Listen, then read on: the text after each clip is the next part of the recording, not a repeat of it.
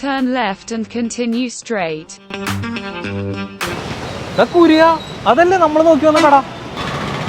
അത് ശരിയാണല്ലോ. ഇതെന്താ ഇവിടെ ഗൂഗിളാണ് കാണിക്കുന്നത്, ഇവിടെയാണല്ലോ.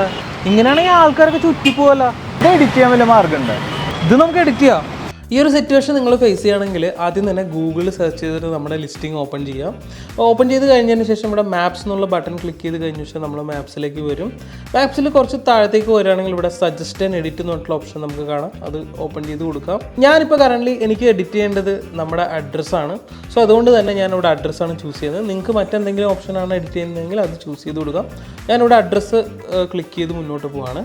ഇവിടെ നമുക്ക് അഡ്രസ്സിൽ എന്തെങ്കിലും ചേഞ്ചസ് ഉണ്ടെങ്കിൽ അത് നമുക്കിവിടെ ടൈപ്പ് ചെയ്ത് കൊടുക്കാം. തൊട്ട് താഴെ എഡിറ്റ് മാപ്പ് ലൊക്കേഷൻ ഉണ്ട്, അത് സെലക്ട് ചെയ്ത് കൊടുക്കാം. സെലക്ട് ചെയ്തിട്ട് നമ്മുടെ മാപ്പ് കറക്റ്റായിട്ട് നമ്മൾ അഡ്ജസ്റ്റ് ചെയ്ത് കറക്റ്റായിട്ട് ആ ഒരു ബിൽഡിങ്ങിൻ്റെ ഫ്രണ്ട് പോർഷനിൽ നമ്മൾ പ്ലേസ് ചെയ്ത് കൊടുത്ത് ഓക്കെ കൊടുക്കുകയാണ്.